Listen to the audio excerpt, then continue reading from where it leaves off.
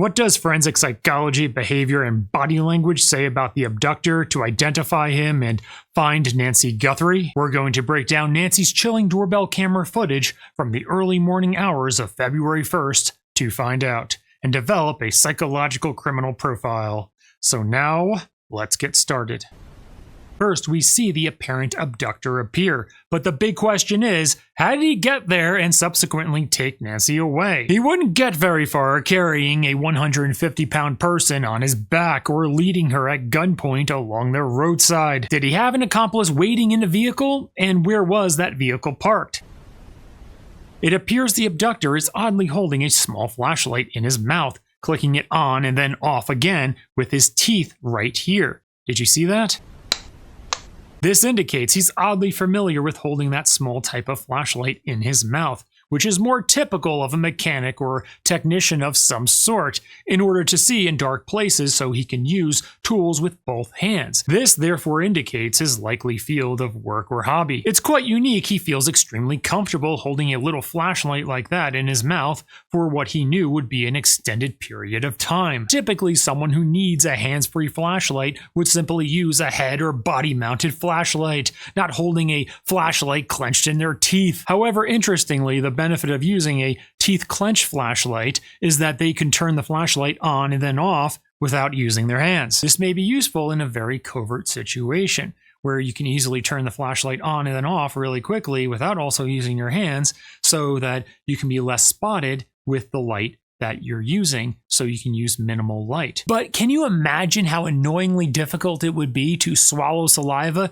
with that thing in your mouth? However, for him, it's not annoying at all because he is apparently extremely accustomed to using this tiny type of flashlight gripped with his teeth. Investigators need to contact the company and gain all the records of all the people and businesses who purchase this type of flashlight, because it's not a typical flashlight most people use, even for mechanics and technicians. It's important to point out that in this video, Nancy's blood is not on her front porch here yet. This indicates that this abductor, or possibly also with his accomplice if there was one, sadly caused physical harm to Nancy soon after this and forcibly removed her from her home, and that blood was not there from a prior incident. Then these are the broken flowers that we saw on the porch. This was taken by Fox Digital. On day 3 of this, they had access to go all the way up to the front of that house and get the blood trail. Also, you can see the flowers laying on the ground next to the wall here that he will soon use in a pathetic attempt to cover the doorbell camera lens. Now notice how the abductor walks up to the door, and what do you think that indicates?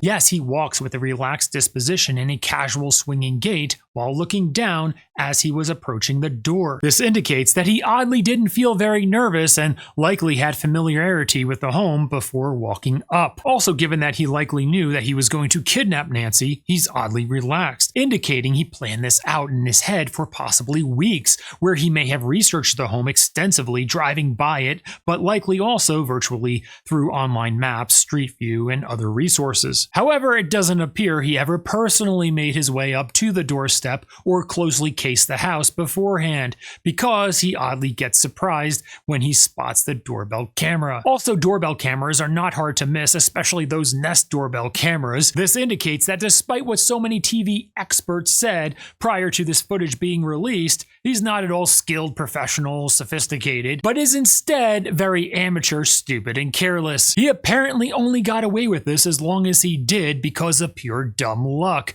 that the cameras were supposedly not saving the footage and no one saw him in the act. Here we see a firearm front mounted at his crotch where the grip is pointing to his right. What do you think that indicates? Yes, first, he's right-hand dominant. Second, possibly extremely insecure about his manhood to have a gun dangling there to overcompensate. Third, he's likely not former military or law enforcement and appears to be a novice to holster it like that. That's for a big revolver, like a 6-inch, 8-inch barrel. And what's happened here is they've stuck a semi-auto smaller pistol into this thing. The pistol doesn't match the holster. It's like total amateur hour. And you just kind of, well, most of us, we just kind of laugh about it. And then I leave and get away from them because they're dangerous. Also, people who carry a firearm front and center like that often want it to be highly visible, which can signal a desire to project control and intimidation. Psychologically, that kind of display is sometimes associated with individuals who feel disrespected, overlooked, or powerless in their life, and who use the visible presence of a weapon to command attention and compliance. He's wearing a ski mask that's fully covering his face, with oddly only 3 holes for his 2 eyes and mouth, in order to cover as much of his face as possible. Quite odd to see a ski mask like that even in general, and especially in southern Arizona, where the temperature that day and at that time was 54 degrees Fahrenheit. Therefore, he likely purchased this 3-hole ski mask to specifically carry out this crime. He oddly doesn't notice the doorbell camera until he was just about to knock on Nancy's door, when he brings up his right fist here to apparently knock on the door.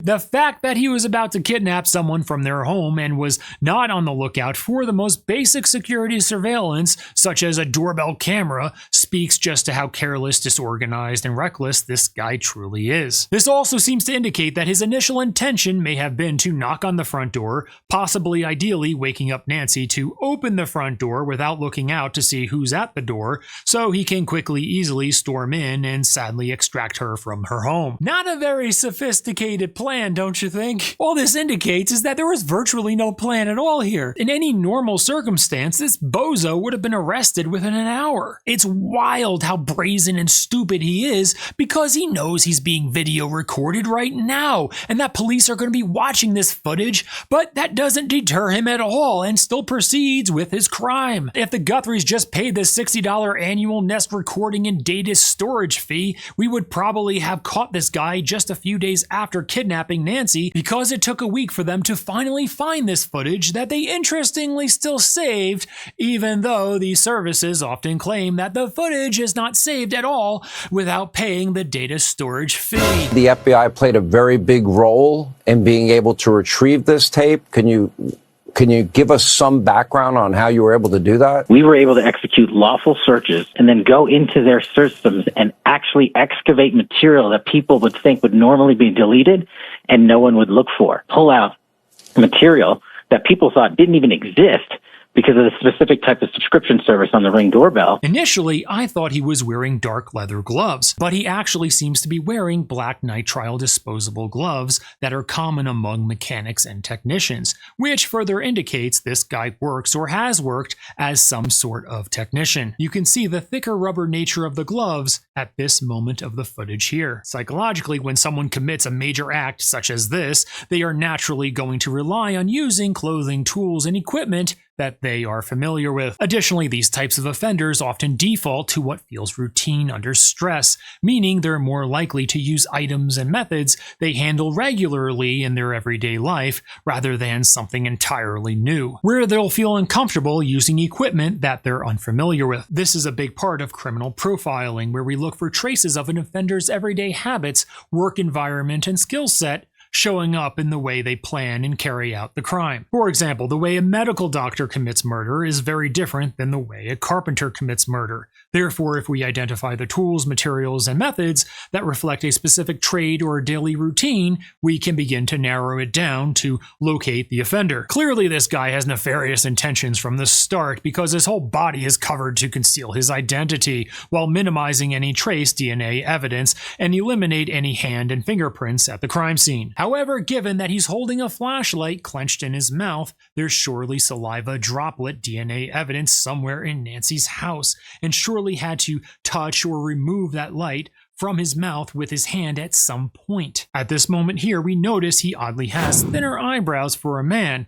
which is more difficult to change to disguise himself at this point. Also, he seems to have a darker mustache, possibly lower facial hair. Approximately 5'9", 5'10", with an average build. Now here, what do you notice about his backpack?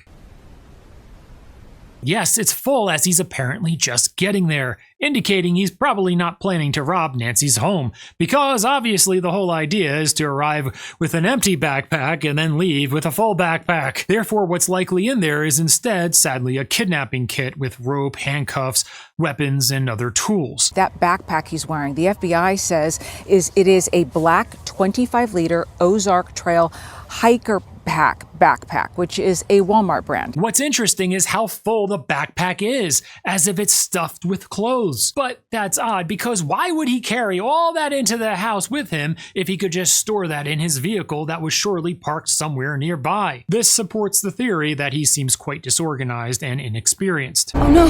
Oh no! You're home. When did you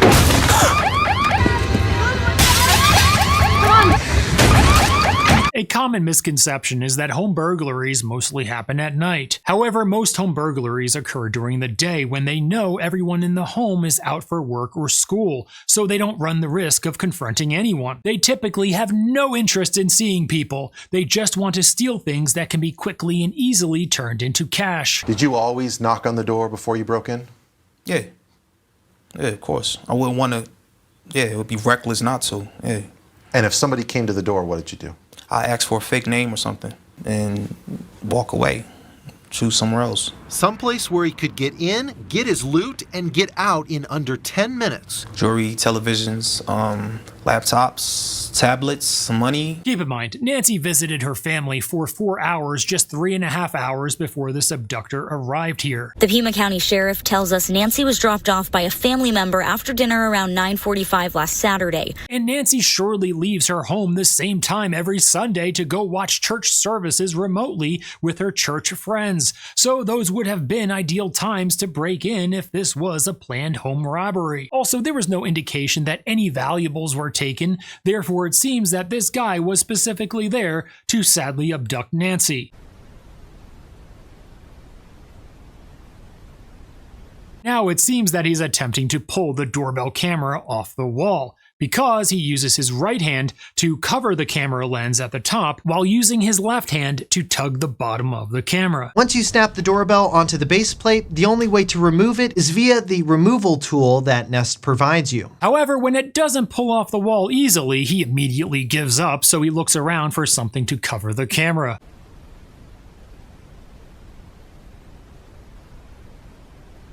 It's so telling that this creep went as far as to dress up like that and pack his backpack to the brim, yet he didn't consider at all how he would handle even the most basic home security as simple as a doorbell camera. If Nancy's home had even a basic alarm, this coward creep would have ran faster than a bobcat with a bird under his tail, and also would have been caught quite quickly.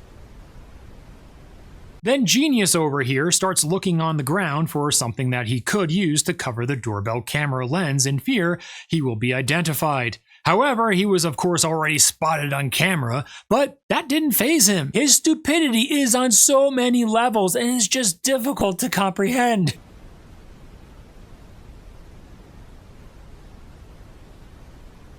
He continues to look around and spot little flowers in Nancy's front landscaping bed, so he yanks them out and attempts to balance them on the doorbell camera lens like he's a cartoon character trying to hide behind a houseplant. However, his attempt to cover the lens with flowers was of course unsuccessful, and he eventually apparently resorts to just yanking out the doorbell camera off the wall, possibly destroying it and apparently taking it with him. Investigators say they can't even find the camera. Only the mount is left behind. It appears that after this, he or his possible accomplice went to the back of the house because there were reports of breaking and entering behind the house and allegedly gained entrance back there. What's interesting is that there was no 911 call from Nancy, which would have been typical of a very elderly woman who hears someone breaking into their home. Therefore, this sadly suggests that this creep eventually broke into her home and confronted 84-year-old Nancy in bed. Imagine waking up to this creep at your bedside? Also, why was he in and around Nancy's home for around 40 minutes? Her doorbell camera disconnected at 1:47 a.m. Another camera's software detected movement at 2:12 a.m.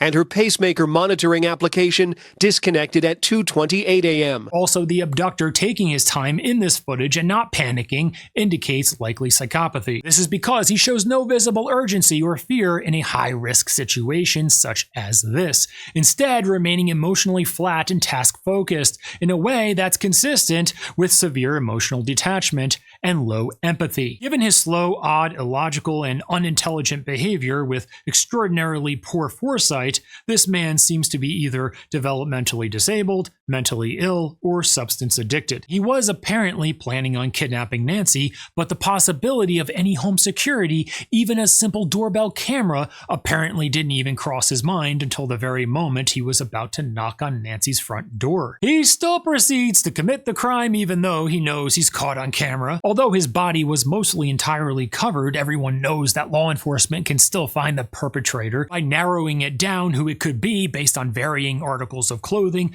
facial features, using digital facial recognition software, and recognized body movements. Not to mention, of course, the DNA evidence that will eventually emerge. He legitimately thought laying flowers over the doorbell camera was going to give him the necessary cover for him to get away with a whole-ass kidnapping. His stupidity is just shocking and only seems to have gotten away with it this long because of pure dumb luck. The good news is that someone this stupid surely made many mistakes along the way, hopefully resulting in us finding Nancy Guthrie. Does this abductor remind you a little bit of Brian Kohberger? Yeah, they both apparently thought they're extremely smart and well prepared, but in reality, they're actually both extremely stupid and careless. Psychologically, this abductor's criminal profile presents as someone who rehearsed the crime mentally for a long time and built up a sense of confidence and control, yet his real-world behavior shows disorganization, impulsiveness, and poor foresight the moment things did not go exactly as planned. His calm and lackadaisical approach to the home and willingness to continue after realizing he was on camera suggests emotional detachment, low empathy, and a strong goal fixation.